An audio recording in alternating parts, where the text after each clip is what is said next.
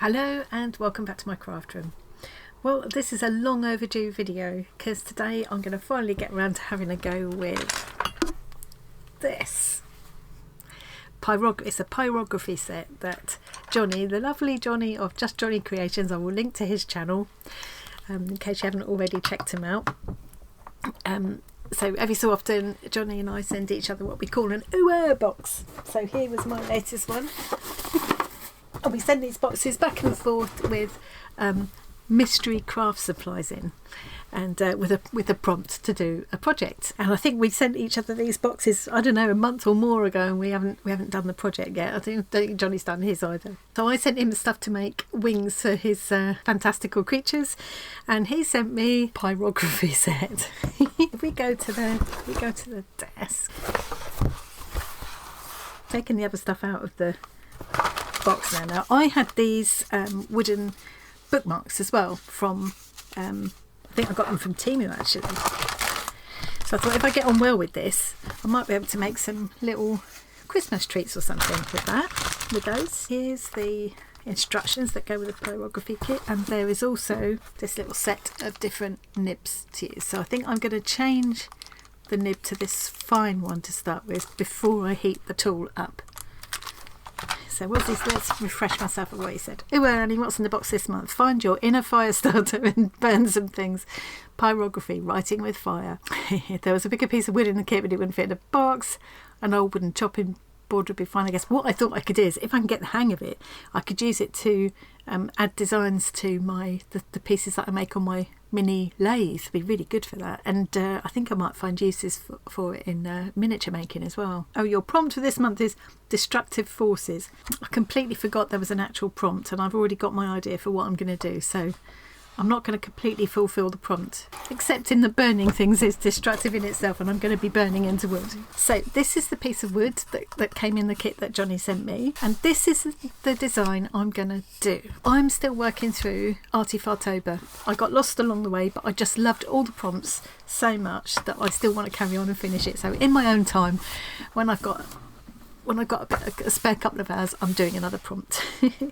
So this one is going to be for day 29, which was gnomes, and I've done this little design in my book first, and I will then transfer it to here. Now I noticed that it's not big enough, so what I'm going to do is just put the gnome and the little circle, he's supposed to look like he's peering out a window or something, on here, and then on the other side I'm going to do the wording, gnome sweet gnome. The kit also came with this stencil, so I will try out the stenciled letters and put gnome sweet gnome on the back. That might make a nice little present for somebody maybe. First thing I'm going to do is just try out the colours. I'm going to try my Inktense pencils. So I want to burn the outline into the word and then add colour. And I'm hoping I haven't made this too detailed to be able to do the burning part. I don't really know what all the other nibs are for, so I need to experiment with them, and I probably ought to watch a tutorial. So let me have a look. Hang on, can't even get a bag open. That's a good start, isn't it? Okay, so we've got this kind of blunt chisel shape. We've got like an angled, straight sort of flat angled one. We've got this one that's like a wedge, and then we've got this pointy kind of almost pencil shaped one, which I think I'm going to start with to do my line work. And then the one that was on there is this one, which I guess is probably quite versatile because you can use just the point, or you've got a line, and it's quite wide across there. So yeah, I can imagine that's probably quite versatile. Oh right, so that one is on there anyway, and you just fit the other ones over the top of it. Okay, and it does warn you to let the tool cool down before you try changing the tip. Lightly sketch your design onto the board using a pencil. Think about the grain of the wood. Screw your chosen attachment into the end of the pyrography tool before turning on. Rest the tool on its stand and wait for it to heat up. Don't think it has a stand. Move slowly to create a consistent line. Hold it like a pen, except not too near the tip, I suppose. To create a darker mark, hold the pen to the surface for longer. Different attachments make different markings and thickness of line. When switching tool attachments, turn off the tool, rest it on the stand and let it cool down completely before touching. This takes around 5 minutes. See, so if I wanted to try all of these, it's gonna take me ages, so I probably won't. We just try one at a time.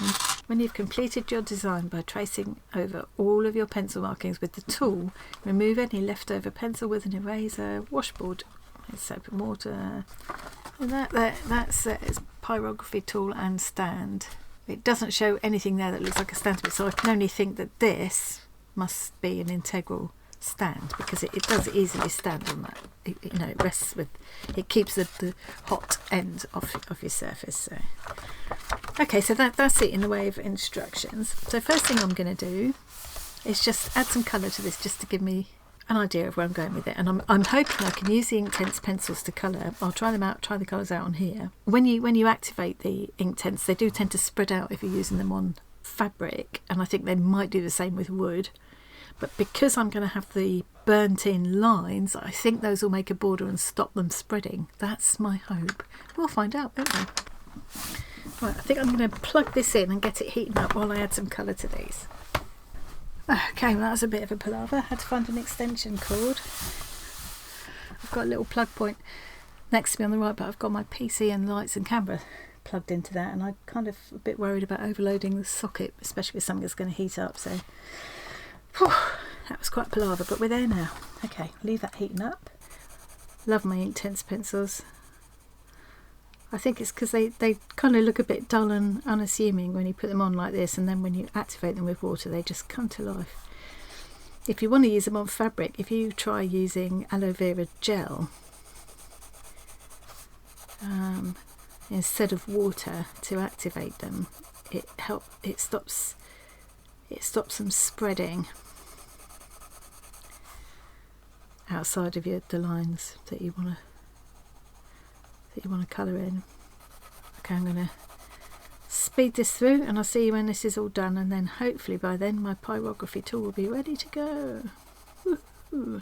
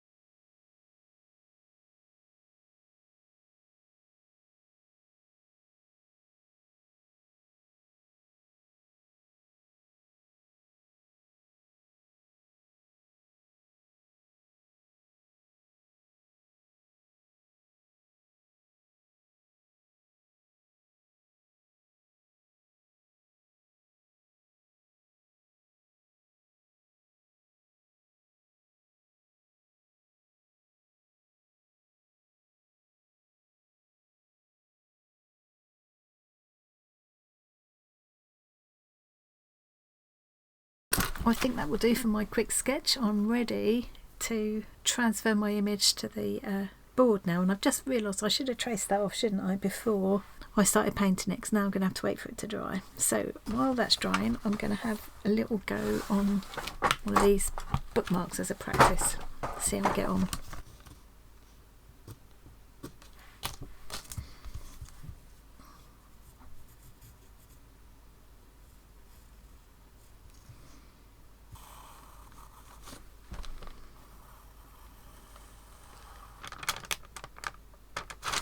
Okay, I think that'll be enough, hopefully. If I do that, is it going to transfer? Yes, well enough.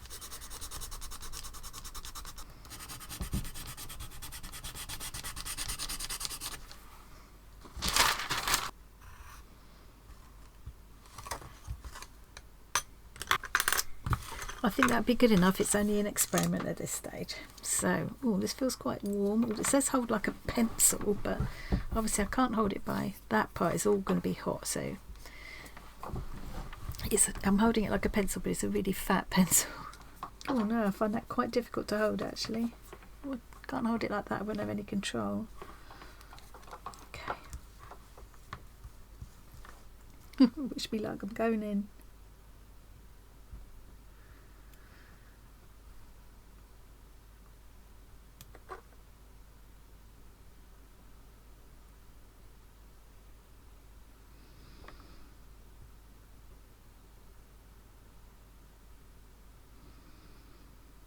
Can you imagine it could be an idea for straight lines to use an embossing tool and a ruler to gouge a slight line before you start, and then you could just follow that. Okay, gotta go very slow.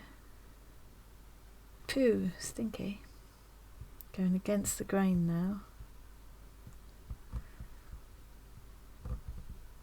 It's frustrating not to be able to just quickly try all the different tips, but I can't be bothered waiting for it to cool down for 5 minutes before I change it. I need to watch some tutorials to see what they're all for, I guess. Okay, could do better, but you know.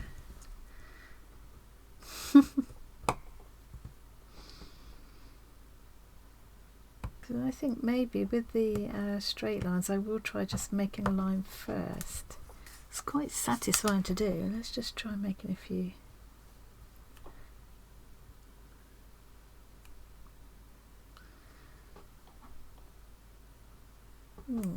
That's quite satisfying. Going in. I'm going to do the centre of my daisy flower first. I'm going to try that with small dots.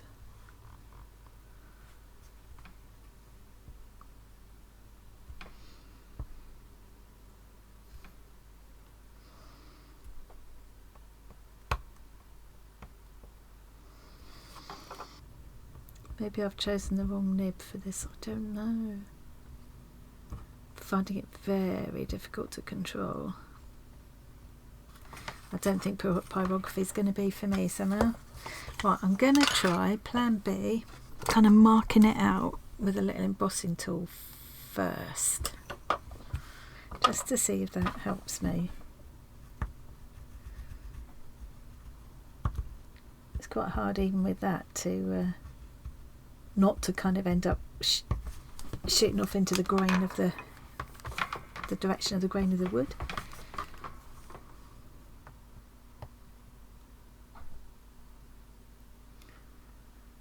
Ah, that does make it easier to follow the line. Okay.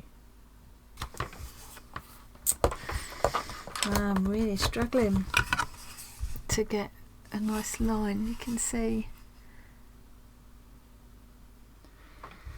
So I just seem to keep ending up with a series of small dots, like you can see that line there. I'm trying to do one long slow line and I'm getting a series of small dots instead.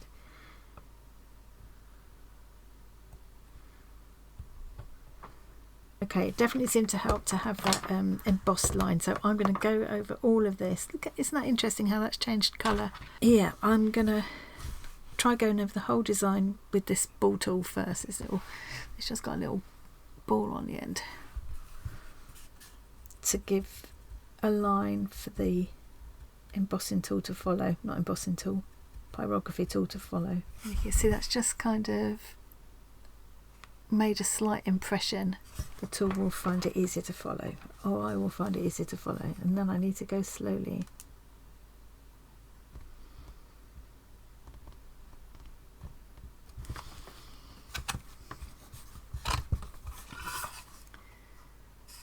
Okay, that has now given me the best line I think I'm going to get probably.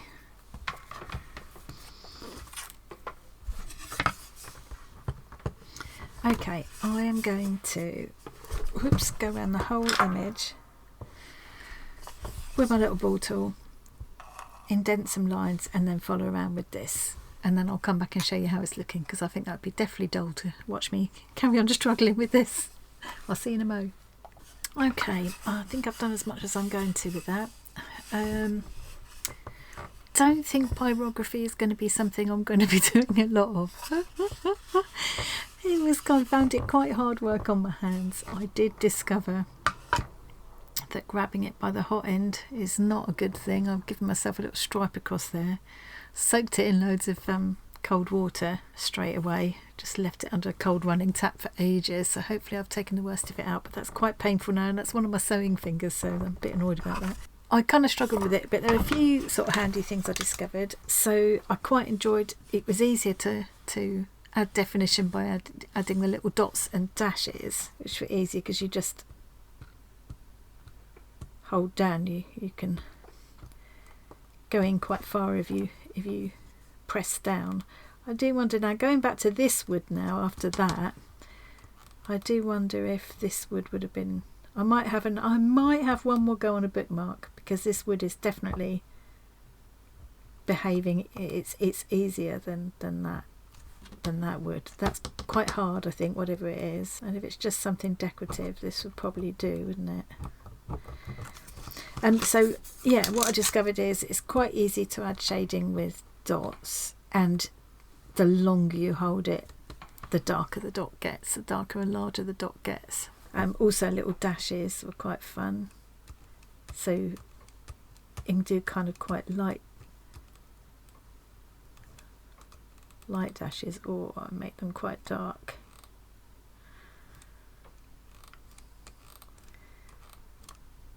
So I guess you could get a kind of feeling of fur-like texture, that kind of thing with it. That's what I've done here on his little jumper thing here, and I've used the dots in the background in behind him. What was really difficult was going against the grain, trying to keep in a straight line when going against the grain. Although again, coming back to this, so if I did the same thing with the embossing tool,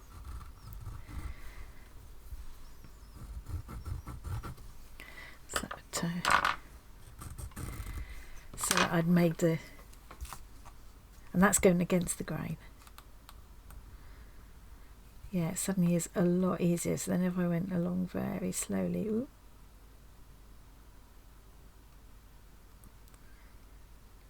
I could just keep going back over until I'm happy.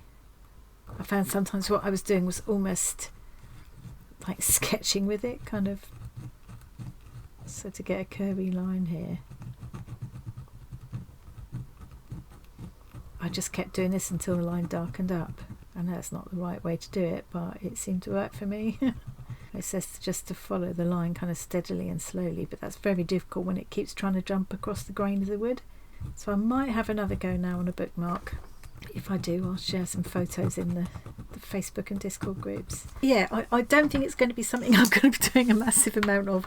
I still think this tool will be really handy because I can use this on other things. And one thing that occurs to me is for burning into fabrics and things like Jen was talking about. Last time I tried burning into silk, when I did that boho bunting, I was using my soldering iron.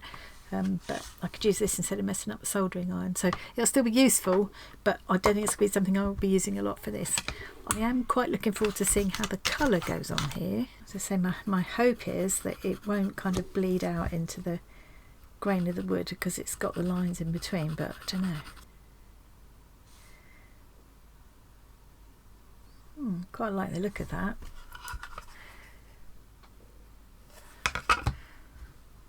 I like that because the Inktense are transparent, you can still kind of see through and see that it is wood. Oh, now that's gone over the edge, but that was my clumsiness, not because they were bleeding out. I guess this wouldn't make a bad alternative Christmas card for someone.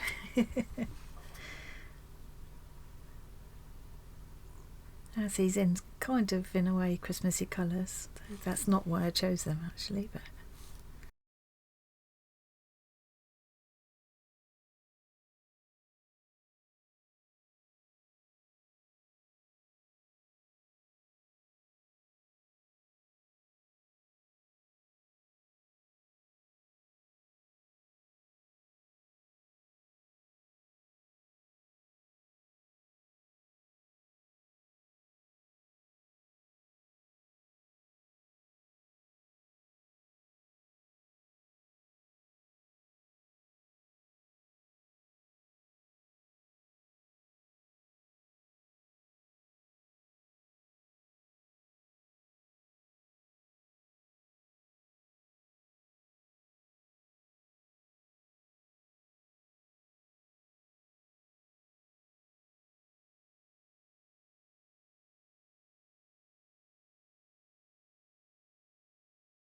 I think he's done.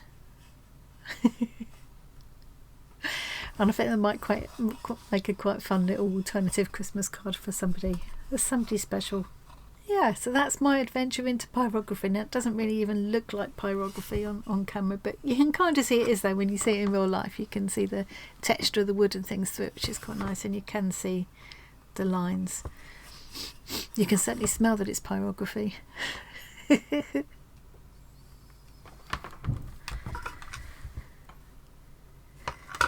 Well, see, now I'm in there again now, aren't I? I'm just thinking a little bit of shading here.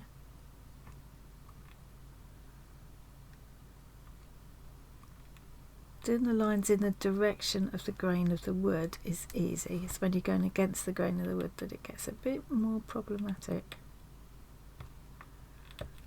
Now I'm just going to do a little bit of shadow on his nose, where it would be under the hat.